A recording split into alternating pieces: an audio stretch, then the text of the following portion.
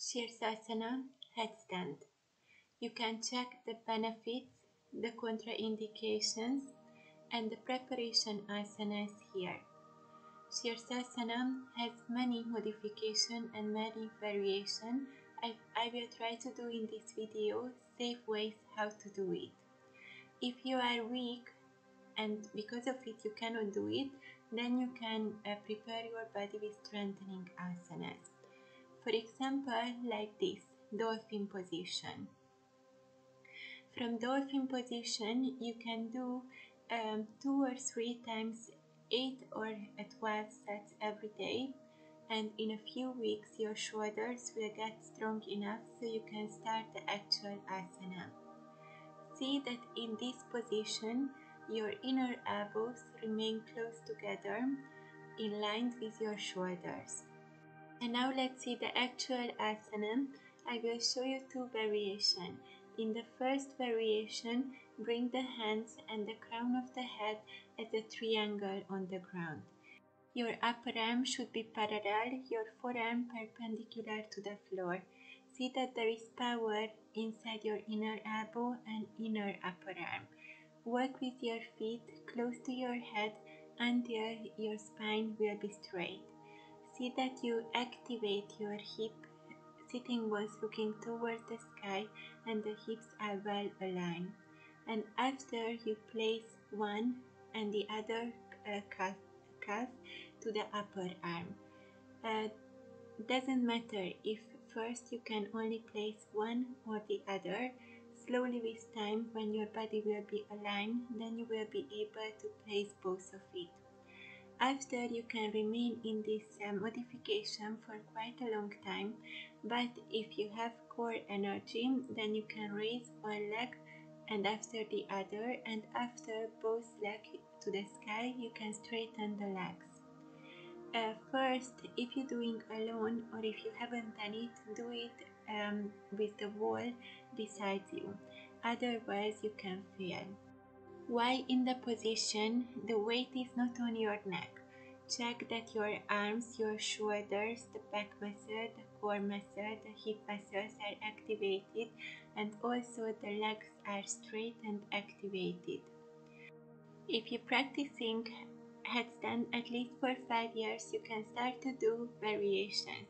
You can strengthen the hands to the side, or you can strengthen the hands in front of you so the 2 arms became parallel with each other. But you have to have a very good balance and a very good core strength and strength in your body to do these variations. It's very important, I would like to emphasize that there is no strain in your neck. Here the key is to stay equally consciousness from the back side of the body and the front side of the body. So it's very important that you can balance between the back side and the front part of your body. You equally activate it, and meantime you engaging the psoas muscles and you pushing to the front the psoas muscles, so you activating the hip area as well. These variations requiring a lot of practice. I practiced it daily for a few years until I could do it. You can do also variations with the legs. You can spread the legs wide apart, or you can do rhombus position or eagle position, Garudasana.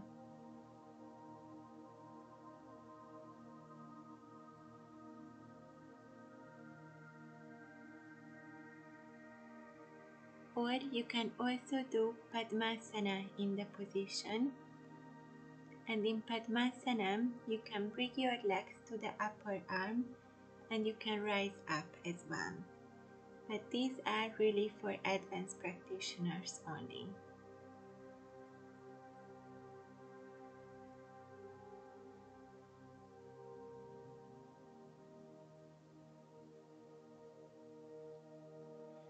These variations give a great strength and great consciousness to the body.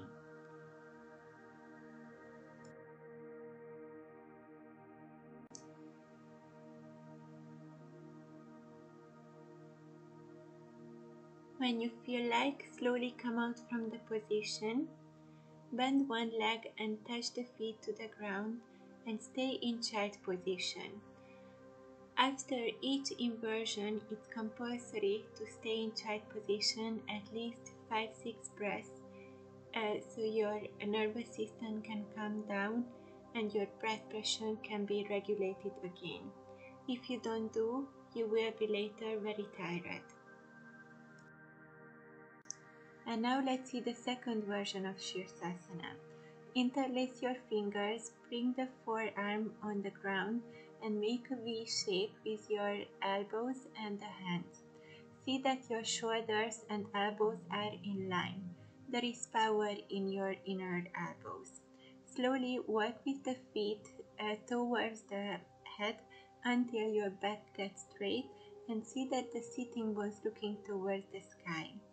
Here you don't have to come up to the actual position. It's also good if you raise one leg after the other.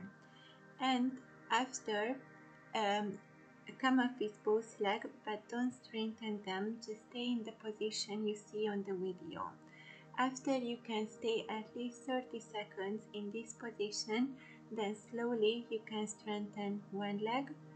You can stay in the position and after both legs. It's easier for beginners if first they only stretch one leg and the other leg remains bended.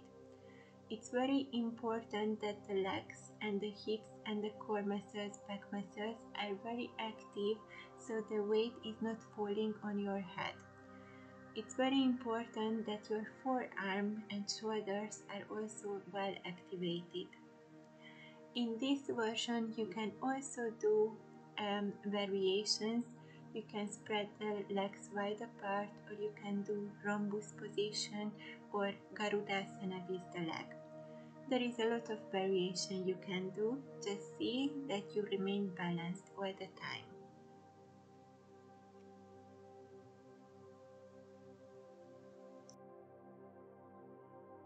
It's very important that you start practicing with an experienced teacher and you only start to doing on your own when you feel completely safe.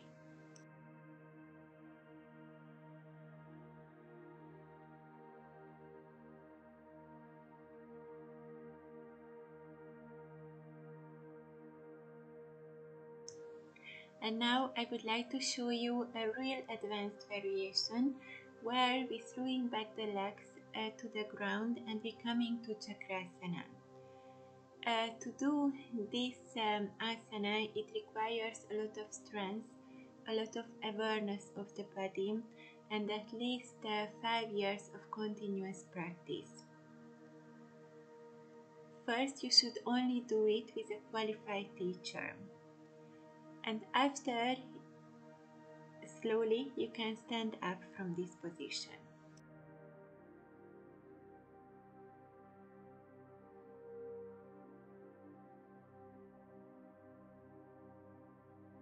And now I would like to show you some modification.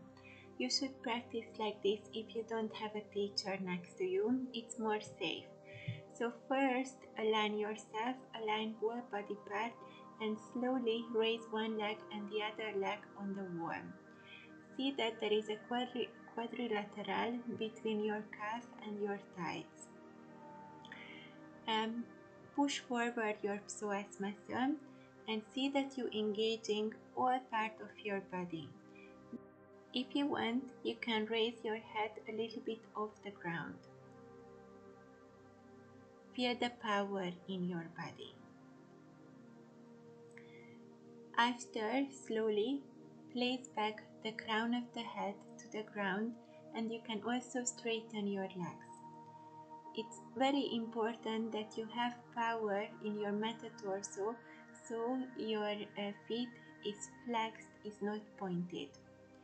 And if you want to start practice without the wall, as we do previously, you can bend one leg and the other leg you can release a little bit from the wall. And when you feel completely balanced in this position, only then strengthen both legs up to the sky. If you feel losing balance, then slowly place back one heel and the other heel to the wall. You can remain in this position as long as comfortable, and after slowly come down, and don't forget to rest in child pose at least 5-6 breaths before starting the next asana.